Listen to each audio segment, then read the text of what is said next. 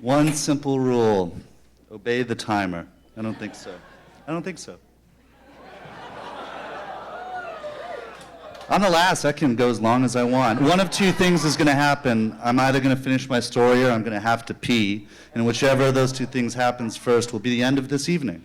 So I was going to tell a story about how I hiked for 3 days along the wild coast in the Transkei region of South Africa to a Rondeval hut where I met with a witch doctor who promised to teach me how to play backgammon if I swore an oath ascribing to one simple rule, that if you ever are challenged to a game of backgammon in your life, you can never refuse, a rule which I have kept to this day. But I'm not going to tell that story.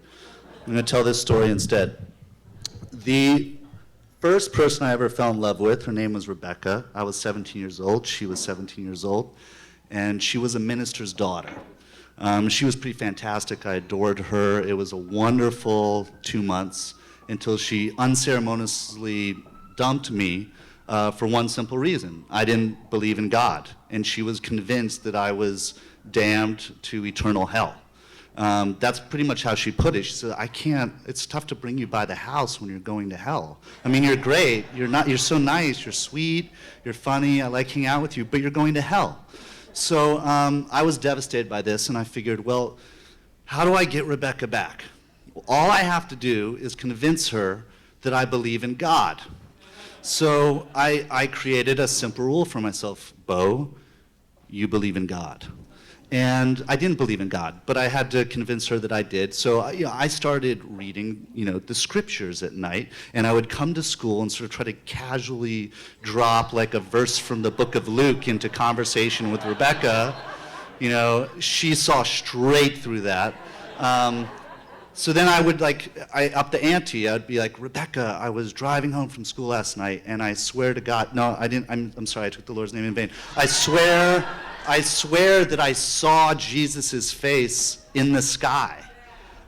Yes. Yeah. Yes. And there was not even any Xanax involved. I mean, this was like straight up. I so wanted her back that I was going to try to convince her I was seeing visions. She thought I was being funny. I'm like, no, I'm serious. No, that didn't work. So I really needed to do something serious. And I remember Rebecca had mentioned to me that her father, who was taught at a seminary, had a lot of theologian friends. He had a friend that ran a Christian commune in Western Massachusetts, where you could go and study the Bible and do chores and have big discussions about it. And I told Rebecca, I said, I think what I need next in my journey is to go to this commune. And she sort of looked askance at me, and I said, no, I'm serious. Can you hook me up? Can you contact them and see if I can go? And she did. She did. So I sat down with my parents one night, and I said, Mom and Dad, I want to go to a religious retreat. I want to go to a religious retreat in Western Massachusetts to study the Bible. Now, I had hair down to my shoulders. I'd gotten suspended at school. I was reading a lot of Allen Ginsberg. This is the last thing they were expecting to hear, but they were fantastic, great, go. I mean, they're conservative Republicans from Missouri, so this was a move in the right direction as far as they were concerned. And so this was the summertime at this point, and I had a job bussing tables. And I went to the restaurant, my final shift. I told my boss I'm going to be gone for a week. And I knew I needed to go to this retreat prepared. So I went to our dishwasher / pot dealer, and I said, I need some ammunition for this commune I'm going to. He's like, commune, cool. And I'm like, no, it's not that cool. It's like Jesus and stuff. He's like, all right. I'm like, how much I need 1 joint per day for 7 days. I basically took took my last 2 weeks salary, gave it to him. I had my 7 joints. I jumped in my car and I drove 20 hours straight to Western Massachusetts. I'm 17. I have no idea why my parents let me do this. And I arrive at this idyllic estate. There's like this beautiful Victorian house. There's well-manicured gardens. There's like a little farm. And I roll up, and I haven't slept for 20 hours, and they welcome me with open arms and say, take a nap, and then, you'll begin your experience here. And these were not like crazy fundamentalist freaks. I mean, like the people that ran it went to like Harvard Theological Seminary. These were thinkers, And I took my nap, and they said, okay, the way it works is that you spend half the day listening to a lecture, and they had this big library of lectures from this one sort of Christian guru guy that they thought was really smart. I don't remember his name, doesn't matter. And then you spend the other half of the day like mowing the lawn or clipping hedges or doing that sort of stuff. And then at dinner you all gather and you have a big discussion about what you experienced that day. There were about 25 people there. 23 of them were pretty Christian. Then there was me, and then there was a Native American former Satanist. He and I hit it off immediately. Like I'm like, I got you. Yeah, and he was like, yeah, I don't know. I just knew Satanism wasn't right. I don't know if this is the right thing. And I was like, I'm with you. I don't know. I'm just. And they were open to that. You didn't have to be a Christian to be there. You could be a Native American Satanist, and they would welcome you as much as they would welcome the Christians. So first day, I listened to a lecture about the book of Genesis, because why not? I mean, start at the beginning, and do that for 4 hours. Next 4 hours, I'm clipping hedges and mowing lawns. We have a big dinner. I'm like, Beau, one simple rule: you believe in God. But I couldn't help myself. Like, Genesis is such a piece of junk. Like, it doesn't make sense. Like, there's guys that are living 700 years. Like, where did Cain's wife come from? Okay? Like, if there was Adam and Eve, and then Cain and Abel, and then suddenly they were the only people on earth, and then a wife appears, like, from over the hills, like, I don't know, you're pulling the wool over my eyes, God. Like, so I'm bringing this stuff up, and, like, the Satanist is like, right on, man, right on. And the theologians were like, this was, like, easy for them. They're like, been there, done that. We can refute everything with very coherent arguments that will leave you quivering in shame, which they did. And I was like, wow, these are really smart people. Like, I've got to up my game here. After dinner that night, I'm kind of rattled, and I'm like, thank God I have my joints. And so I go for a walk down the country lane, and I pull out a joint, and I start to smoke it. And then, like, out of nowhere, like out of the bushes, leaps one of the girls, one of the Christian girls, like, kind of leaps out of the bushes, and is like, hey. And I'm like, hey, like, I'm like, what's upwind, what's downwind, how can I position myself? And she's right away, she's like, is that marijuana? And I go, I can't get kicked out of this place on my first day. Like, I'll never get Rebecca back. So I'm like, you know what, though? I'm going to go with the Christian thing. I'm not going to lie here. Yes, it is marijuana. Will you please not tell anyone? I'll put it out right now. And she goes, well, no, can I have some? And I go, it's like a sin, isn't it? And she's like, and I'm like, yeah, here you go. And so we share the joint and go for this, long walk down the country lane, head back to the house. I pass out. Next day, get up, listen to my lectures about Genesis, do my chores, dinner, lots of debate. And at the end of the dinner, a girl comes up to me and she says, are you going for a walk tonight? And I was like, yeah, I think so. She's like, can I bring my friend? I mean, does she know? Oh, yeah.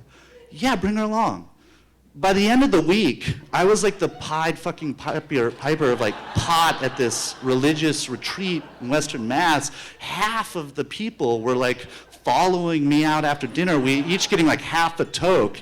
I'm like getting cheated by these Christians. I worked hard for that pot. But suffice to say, I became quite popular among my comrades there. And by the end of the week, I had made friends with these two guys. One was this UVA business school grad student who was, deeply Christian and trying to come to a greater understanding of God. And the other was this 20-year-old chronically arthritic boy who could barely move. I mean, when he walked, it sort of looked like this.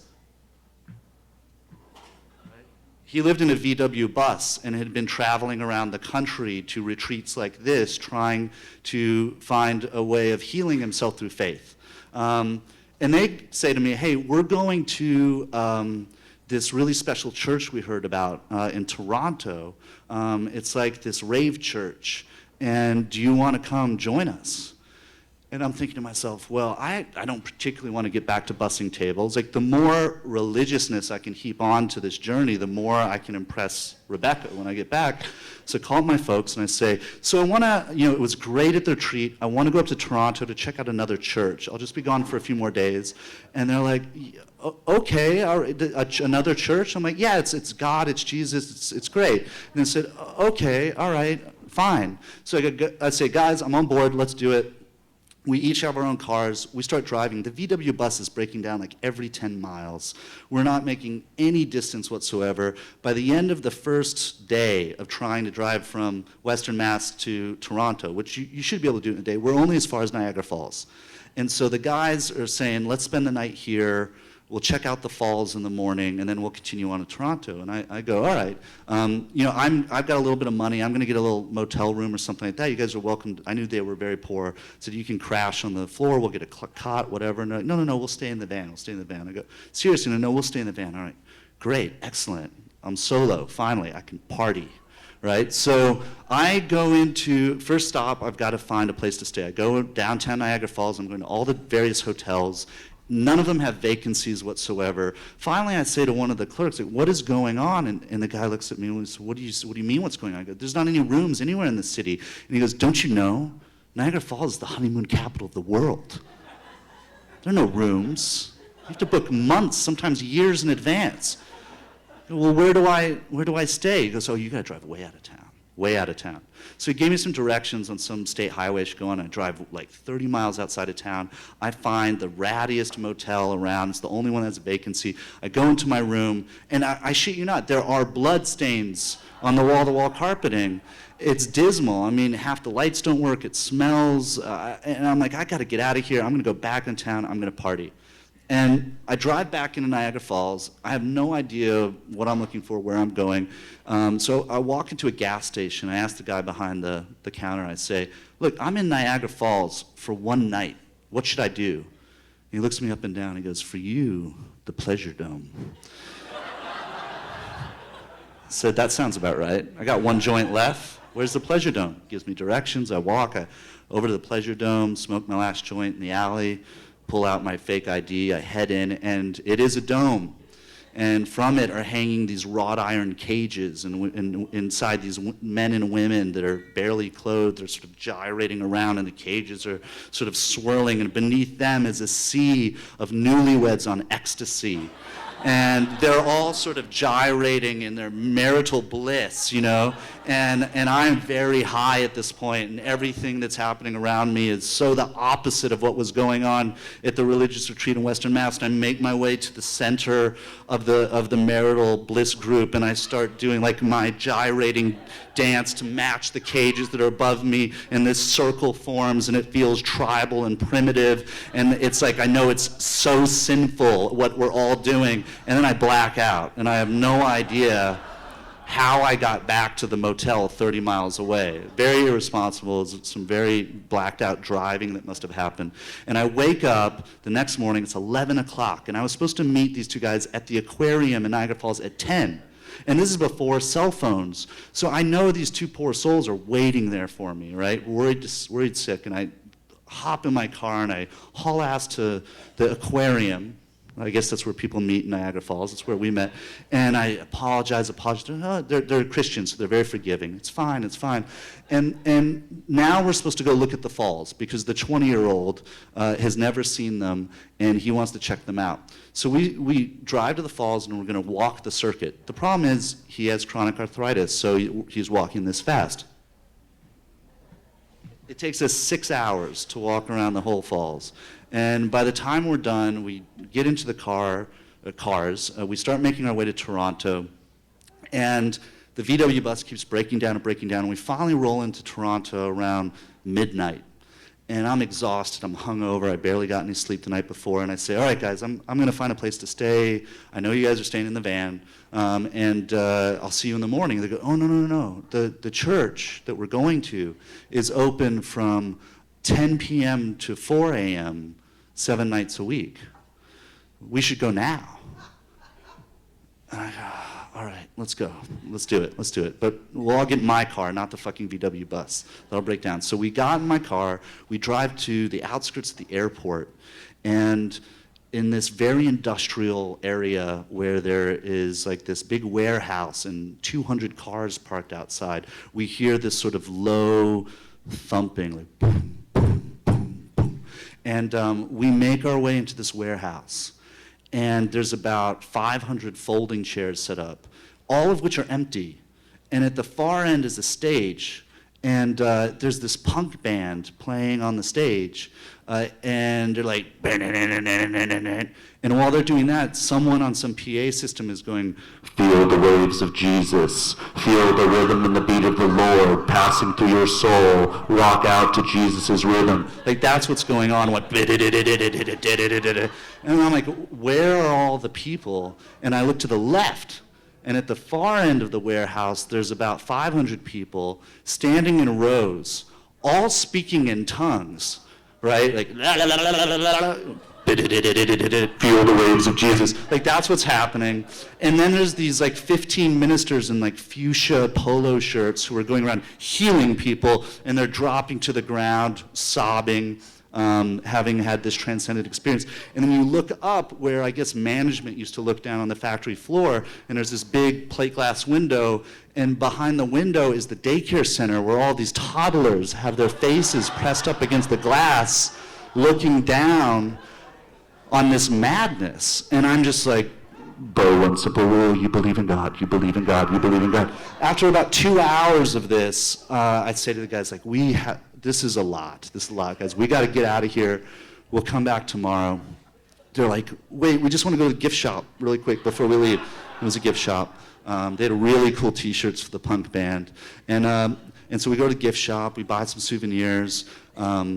I go and like spend all the rest of the money I have on a Holiday Inn room. They decide to sleep in the van in the parking lot. The next morning, I sort of wake up and I have this revelation, and my revelation is I do not believe in God. I'm not interested in believing in God. I need to get the hell out of here. So I head down to the parking lot and knock on the van door. It slides open and say, guys, I really hope you find what you're looking for. I really do. I'm not going to find it with you. I'm certainly not going to find it here in Toronto. So my journey for now is done, and I wish you the best of luck. And they go, peace be with you, like that whole thing. And we give each other hugs, and I jump in my car and I drive 12 hours straight back to St. Louis. The big anti-climax of this story is that I get back, and there is no possible way I can relate all of this to Rebecca. I mean, that's not going to work at all. So she asked me, how was your trip? How did it go? I'm like, oh yeah, it's good. It's good. I checked out the book of Genesis some. It was all right. And I didn't get her back. We remain very good friends. She has a wonderful husband and 3 children. They live in England. Whenever I'm over there, we hang out. I've still never told her this story. I guess it's going to go online. She might find it. That'll be interesting. It'll be fun. But the one simple rule I had, which I guess proved to be a fallacy, was replaced with another, which is you cannot make someone love you. You cannot make yourself believe in God. But you can make love to life, which is what I learned on that trip, and that's a rule that I've been following ever since. And with that, amen.